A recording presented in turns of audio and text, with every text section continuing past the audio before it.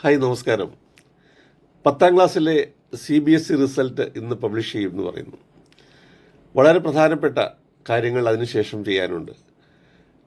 അവരുടെ പ്രധാനപ്പെട്ട സെലക്ഷൻ എന്ന് പറയുന്ന സ്ട്രീം സെലക്ഷൻ അത് കണ്ടെത്തി ഈ അടുത്ത ദിവസങ്ങൾക്കുള്ളിൽ അപ്ഡേറ്റ് ചെയ്ത് കൊടുത്ത് അവരുടെ അഡ്മിഷൻ കൺഫേം ചെയ്യേണ്ടതായിട്ടുണ്ട്.